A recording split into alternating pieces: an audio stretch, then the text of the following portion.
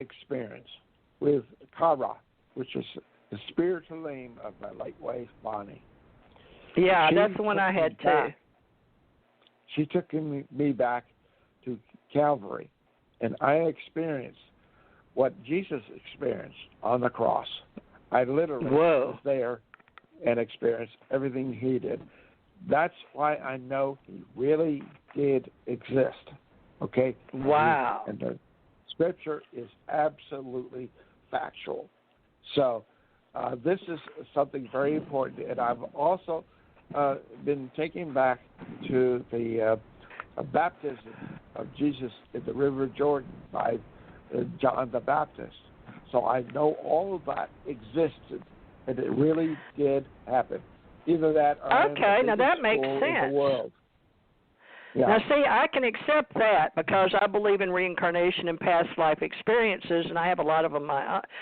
So does Janet back in the day, way back then during Sodom and Gomorrah and the big nuclear holocaust. And then we also have Vishnu from India, and I've teamed up with India for the plasma guns and things like that they could do. So actually, we're giving a whole new twist to reality based on historical events. But we have reincarnations and remote viewing and living past lives. This is it's all these different things sort of coming together to be something, but we got to find a name for it. I don't know, a new reality, writing history, rewriting history, a new reality. I don't know. Just call it the truth. It's well, that's fleeting. Everybody has their own truth. It's getting them to vote together. But this is bigger than anything that anybody has previously conceived. That we really are in a time when disclosure is revealing things that most of us would not have previously accepted or believed. Well, I was given revelations as an oracle or prophetess, if you want, about the Ascension age. And anything that came after 12/21/12 is just a bookmark, but we keep changing the date forward because people kept waiting for some big revelation. And, of course, they're going to have to prove it to themselves if they weren't there, or either it'll carry on a new world religion or a historical truth or a revelation in ACE Folklife, which we have folklife historians. You know, we have groups, society that meet folklore, folklife, metaphysics, invisible college. We got so many of these. So I guess you're going to have to write a new topic for this yourself and own it and get with Bob because you presented it at his event. And will he allow us to make do it again? He's out there on the vanguard, the edge of new science right now with what I presented. I just hope that my talk will, it's people will say, you got to listen to this. Listen to what he said. Because when my book comes out, it will be, earth-shaking.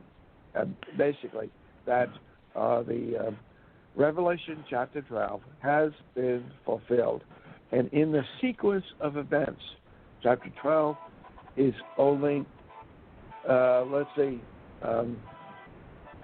it's 6 chapters before chapter 19, when the alleged Messiah will make his appearance known to mankind. So we're very close to that point in time when things are going to change radically on Earth. Well, I just called Janet, and as usual, her phones won't answer. Bless her heart. She's an author, folks, and as am I, as is Dr. Bruce Cornet. So we all write books. I have Authors Club Organization, also a part of the ACO. I use ACO for American Communication Online, Ascension Center Organization, Alien Contacte Organization, and I have ACE Invisible College, ACE Metaphysical Institute, and we have Ascension Center Ohana with Tommy Hawksblood because he strictly wants to do his story about Jesus and his truth, and he does it on his own channel now, Hawksblood 1. Janet has her own channel and her own Vimeo from her her Stargate to the Cosmos people that spoke on her Vimeo channel. You can catch her stories on Vimeo from the Stargate to the Cosmos. Now, Dr. Bruce Cornet has started with Dr. Bob Brown to present his new revelation, and wow, I'm just starting to bring mine all together about my Ascension age and working and meeting Dr. Bruce. I haven't met Dr. Bruce Maccabee, but I've had him on my show a few times. But he agreed to help me with the ACO Alien Contacte Org. But Dr. Bruce Cornet, you can work with me on extraterrestrial and ET stories. I never liked Alien either. I always went ET, but everybody was favoring Alien Con events because people like the name Alien. But I'm all for doing ET events, extraterrestrial events, and Cosmos Origin events, and we have Cosmos Expo. So maybe we'll do a Cosmos and have cosmology, phenomenology, alienology, ufology, I don't know what, but we need an extraterrestriology, the study of extraterrestrials. I don't know, folks. We'll figure it out. TJ. Yes. They're non-human. They're non-human. Okay? Non-human. They're not us. There's somebody else, and they are intelligent. Probably much more intelligent than we are. Okay? Well, what are we going to call That's the study? It's not going to be.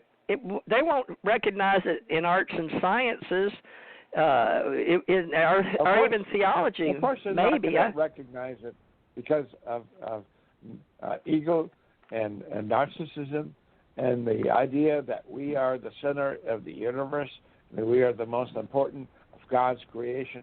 That concept is still alive within our psyche and our institutions. So that's the problem. We can't recognize that we are not the top dog. Somebody is above us, more intelligent. Well, Janet, me, and Bob Brown are all ACO Event Managers, but I'm going to promote him with UFO events because that's what people call it. But you're a different kind of speaker, Dr. Bruce. I don't know to call you a historian, an alienologist. We got to come up with a whole new thing because you're rewriting. We're authors. But, I mean, it sounds funny, but wow. Because I can't just say this is an author or this is a historian or this is a ufologist or an alienologist. I really feel it's something else. I don't know what it is yet. It's not cryptids like paranormal. It's not cryptozoology. It's not phantoms.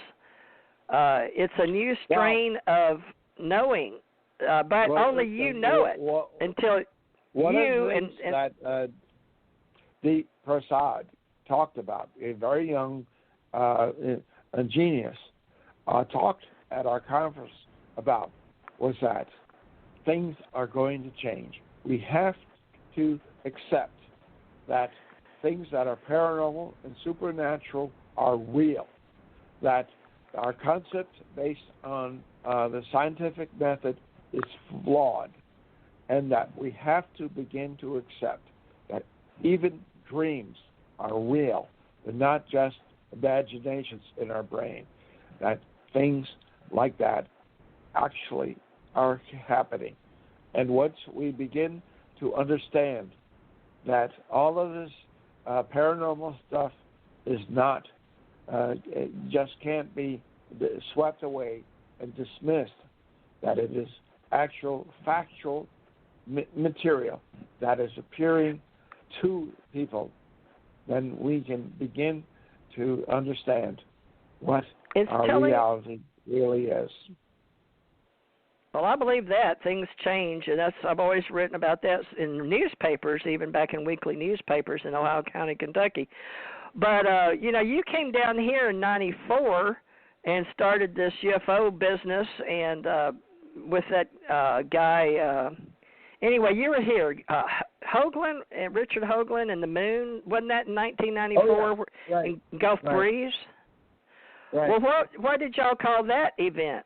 All about the moon, and now you're starting a whole new one with Bob Brown, Cutting Edge something. I thought it was a UFO event. Well, that's what he was famous for.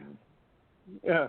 Hogan has been bypassed for the most part, but he is still, his information and what he's contributed to our understanding of the moon and Mars, it's very real, okay? And I'm amazed at what he accomplished back then, and I am privileged to have been part of it. And he was my mentor at that time. He educated me on things that, as a scientist, most scientists would have rejected and thought were crazy. But he showed me the data, the evidence, and I was totally blown away by what he presented to me. But unfortunately, at the same time, I was being exposed to supernatural, paranormal stuff that would ultimately take me away from him and send me on a different pathway, and would also be very different from my educational career in academia. So, well, I don't know what, you're going to have to start your own group, because all these groups I've got is like on Facebook, they have a new commercial they keep showing me about kazoo groups and let me know they have a group for everything in the commercials, because we all are individually groups. TJ. Yeah. Too many groups. Too many. Too much division. Yeah. You have to get a consolidation and bringing together the various viewpoints of people into one or two major groups. Otherwise, it's just going to be dispersed, and nobody is going to accomplish anything. Well, you do that. That's a daunting task.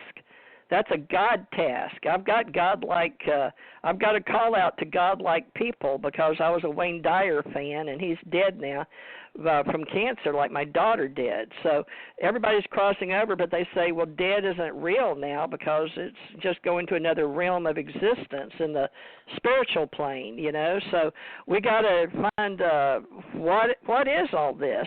And Wayne Dyer told me, just do I am God teacher, because I was in Hawaii, and we went to the same Mensa group when I was over working for Department of DOD, Department of Defense, Department of Navy, and then under OPM, Office of Personnel Management, and I worked in business and information security, and I did personnel information security, but then I broke off and started two corporations, one profit and one nonprofit. So they asked me, I was on television it was in the local newspaper in Hawaii, and they asked me to come to that, and I followed him. I listened to all his tapes, like your tape you made. So Wayne Dyer helped me figure out how to do what I'm doing now in motivational speaking and self-help. But you know, you're presenting a whole new thing, so I don't know, it's not motivational speaking, and it's not group consolidating, but if you want to try to bring, the thing is, people's thoughts separate them, just like we're an individual, but he said, I am that I am. It was God in all of us, but he believed in God too. You know, there's always something more. So you're still talking about the something more as God, but you're saying we need to take all these groups and consolidate them. I don't know, Dr. Bruce, you said it. Maybe that's your job. All consolidation organization. Right. There are just too many ET groups out there. Now we have information that there are thousands of ETs, alleged ETs, visiting Earth. Now, how can you demonstrate that or document that? The bottom line is we need to get some sort of a solidarity, a singularity about what is happening to us on Earth, and realize, as Deep Prasad said, that all of this is part of the same phenomenon. We are not separate from the paranormal. We are part of the paranormal. So he's saying our part is the extraterrestrial part's going to become normal? Yes. While we're crossing the edge of glory the extraterrestrial universe to universe. We call that the brain, brain.